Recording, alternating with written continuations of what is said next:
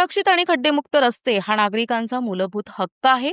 मात्र नगर संभाजीनगर महामार्ग जड वाहतुकीमुळे उखडला असून प्रचंड खड्ड्यांमुळे रस्त्यांची दुरावस्था झाली आहे।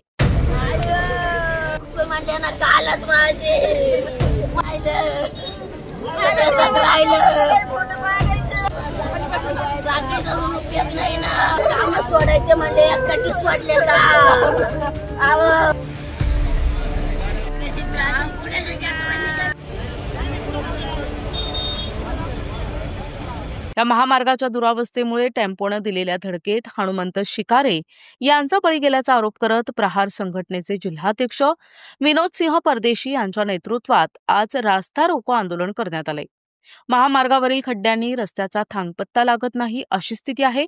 अपघातांची मालिका सुरू असतानाही प्रशासनाचं दुर्लक्ष होत असल्याने नागरिकांचा संताप वाढलाय। आजच्या आंदोलनावेळी मृतांच्या नातेवाईकांनी हंबरडा फोडला होता। तसेच आंदोलकांनी आपल्या तीव्र भावना व्यक्त केल्या। आंदोलनाची तीव्रता लक्षात घेऊन बांधकाम विभागाने तातडीनं खड्डे बुजविण्याचे आश्वासन दिल्यानंतर हे रास्ता रोको आंदोलन मागे घेण्यात आले। गेलेले तुम्ही 3 वाजेला जेव्हा टाइम असते ऑफिसचा ते आम्ही निवेदन द्यायला आलो तिथं, तुम्हाला फोन केला, तुम्ही घरी जेवायला गेले, तुम्हाला लाज वाटायला पाहिजे। साहेब सकाळी आम्ही सकाळी 17 मी सकाळी पर्यंत जाऊन आलोय। आजच ट्रॅफिक बंद करा ना। हे बाजू आम्ही कलेक्टर साहेबांकडे कळवलंय आम्ही।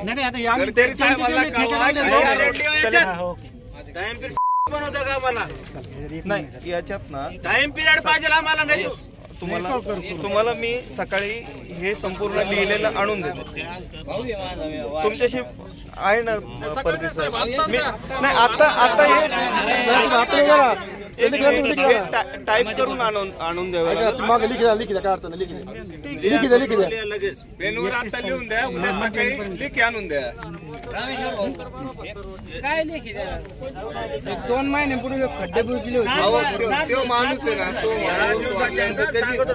गाडी सुद्धा कोणी ऍक्सिडेंट केलं हे सुद्धा माहित नाही ना। 15 दिवसात 7 जण गेले। प्रशासनाचं काम काय आहे?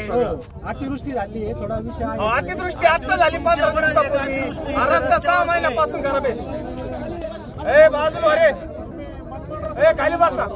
तिकडच्या ज्या रोडच्या गाड्या आहेत हा इकडच्या रस्त्याने तुम्ही आणू नका। त्या रोडचं काम चालू आहे ना, त्या गाड्या तिकडून तुम्हाला भारतातून पुढे पाठवा, तिकडून पाठवा। या रोडवरून तुम्ही गाड्या आणू नका। बरोबर आहे तुमचं म्हणणं। आमचं म्हणणं काय आहे, ऑलरेडी या रोडला जास्त ट्रॅफिक आहे, तुम्ही अजून ट्रॅफिक कशाला करता? या रोडच्या गाड्या तुम्ही बंद करा। लोक गेलेत, तुमच्या पडले, त्यांचे डोकं फुटलंय।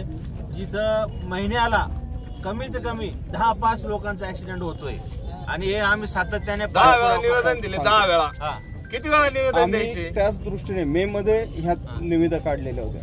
कारण भारताला स्वतंत्र होऊन 76 वर्ष झाले। रस्ते रिपेअर करण्यासाठी पाठपुरावा करून जर रिपेअर होत नसेल तर इथं ना ऍक्सिडेंट होऊन माणसाला मरावं लागतं, तेव्हा ऍक्शन होतं। तुमच्या माहितीसाठी सांगतो, जो मयत झाला ना त्यांच्या घरच्यांनी विहिरीमध्ये उडी मारली। तिथे स्थानिक जर नसते ती दुसरी घटना घडली असती। तुम्ही हे पाप फेडणार कुठे आहे? म्हणून तुमच्यासाठी सांगतोय, हे नगर जिल्ह्यामध्ये खास करून आपलं डिपार्टमेंट हलगर्जीपणाने, मी तर सल्यूट करतो डिपार्टमेंटला, खूप सहकार्य करतायत। नाही तर गुन्हे कचाकच गुन्हे दाखल करतात लोकांसाठी मदत करणाऱ्यांवर। प्रशासनाचे धन्यवाद करतो आणि तुम्हाला लाज वाटायला पाहिजे।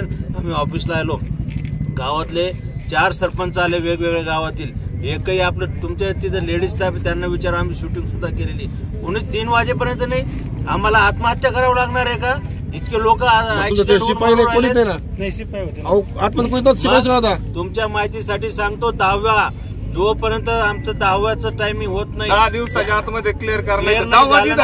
10 तुमच्या दालनामध्ये नाही, तुमच्या सहित तुमचे बी टाकल्या करू आम्ही तिथं आणि तोंडही काळे करू तुमचं। तुम्हाला सांगतोय आणि तुमच्या वरिष्ठांना पण सांगा, लगेच आता आम्हाला लेखी द्या, नाहीतर रात्र झाली 2 वाजले तरी आम्ही उठणार नाही। Iqbal Shaikh, NTV news Marathi, Ahilyanagar.